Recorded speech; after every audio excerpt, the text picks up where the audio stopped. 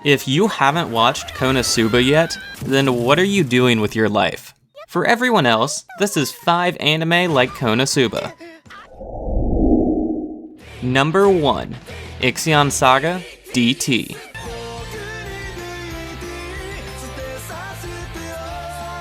This time, our protagonist is Kon Hokaze, a boy who enjoys playing online video games. While playing his favorite game, a female player asks him if he is willing to help her IRL. And being a gentleman who's definitely not motivated by sexual desire, he graciously agrees to help her. Moments later, Kon finds himself falling through the sky into a fantasy world, where he saves a princess by landing on a bad guy. Kon then parties up with the princess and her 2 male bodyguards. That's right, 2 of these 3 are men. I will let you figure that out. Shortly after the first incident, the princess is attacked yet again, and Kon is forced to use what we would call a 200 IQ play to once again save the princess. After being saved twice, the princess decides to appoint Kon as her personal knight, which cements his place in this oddball party. This anime follows Kon, Mariandale, and Sanglain as they accompany and protect Princess Ecarlet Jupitris Saint Pierre. Ixion Saga DT made this list for numerous reasons. We have a young male otaku who gets transported into a video game-ish type of world, and he finds himself surrounded by multiple, very unique and very eccentric characters. Then our protagonist isn't overly powerful and tends to use his actual brain and wits to overcome his obstacles, but honestly, it's the comedy that actually carries this anime, which of course is just like Konosuba. Now it has been a minute since I watched this anime, and yes, Ixion Saga DT does look a little older, but I promise you this, it's just as good, if not better, than most of the isekai we get nowadays. This one recently aired, but it's arguably the most similar of the list. Number 2. Princess Connect Redive.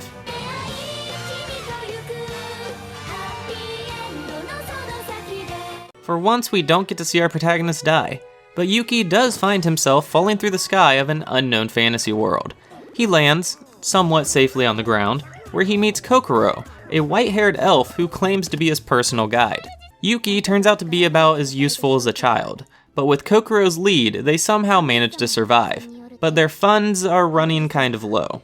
To alleviate this issue, they head to the Guild Association in search of some beginner-level jobs. It's on their first job that they bump into the very strong, energetic, and gullible Miss Pecorine, who is desperately trying to deliver some medicine to a man who definitely didn't lie to her in order to steal her family's sword. Then shortly after this, our party of 3 meets a tsundere cat girl who is nice on the surface, but is actually on a mission to eliminate Miss Pecorine. After surviving a small excursion to a dragon's lair, this oddball party decides that together they will start a gourmet guild and seek out the most delicious food this world has to offer. Princess Connect Redive is similar to Konosuba due to just about everything. We have a male protagonist who finds himself in a fantasy world that he knows nothing about. Said protagonist quickly surrounds himself with 3 cute girls, who each has a very unique and sometimes eccentric personality. Then the primary focus of this anime is just watching this cast of lovable characters go about their everyday lives. Plus the comedy is reminiscent of Konosuba.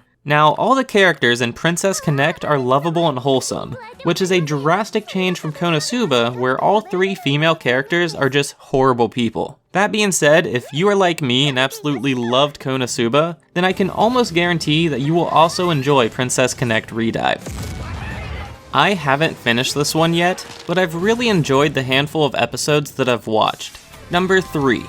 Outbreak Company.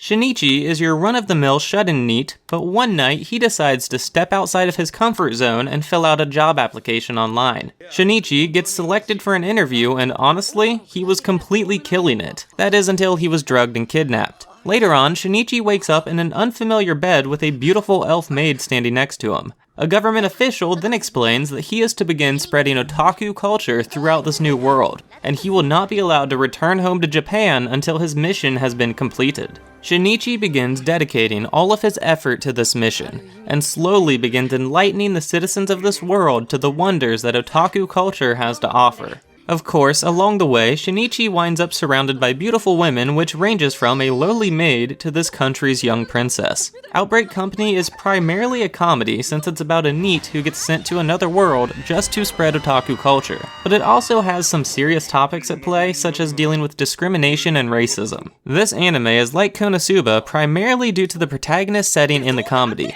Shinichi is a NEET who is transported into another world, which is just like Kazuma from Konosuba. Then another reason Outbreak Company made this list is due to it being a parody of all the isekai cliches that we've all come to know and love.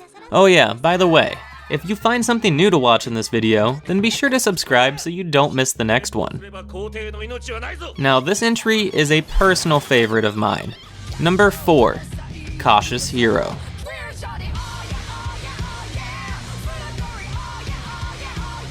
The goddess of healing Restarte is currently tasked with saving the S-class world Gai Brande from destruction. In order to do this, she is allowed to summon any one human to be the hero that will ultimately save the world. Restarte chooses to summon a human from Japan, since most of the guys in Japan tend to know how isekais and RPGs work, so they catch on quickly. Seiya ends up being summoned as the hero, but he's not exactly what Restarte was expecting. He definitely has the looks befitting of a hero, but he is so cautious that he chooses to spend days on end muscle training before he is even willing to take a peek at the world he will be saving. This overly cautiousness even carries over into actual combat, where he refuses to use anything but his absolute full power, even when dealing with the lowest of monsters. This anime follows Restarte and Seiya on their overly cautious adventure as they attempt to save the S-class world of Gai Brande. Cautious Hero made this list as it's an isekai about a human and goddess who go adventuring through a fantasy world. Honestly, this is probably one of my favorite isekai. The comedy is unlike anything else and quickly draws you in, which causes you to lower your guard. Then, boom! Plot. This anime also has a lot of rewatchability, as there is a ton of foreshadowing and small details that you will definitely overlook on your first watch. You know, now that I think about it, I even made a video where I point out everything you missed in Cautious Hero. Look, I gave you 4 isekai anime, so let's take a break and switch genres. Number 5, Is This a Zombie?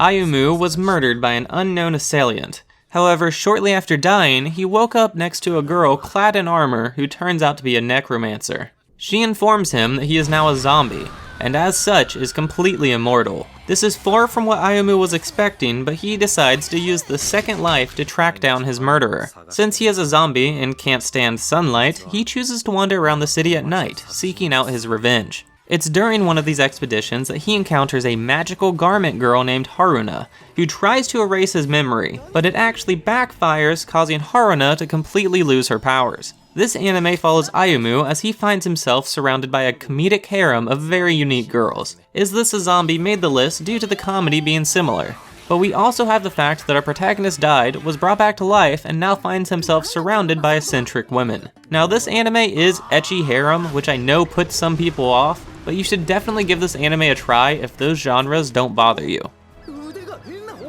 Then of course, I have to shout out all my patrons, and thanks for watching everyone. I hope to see you next time.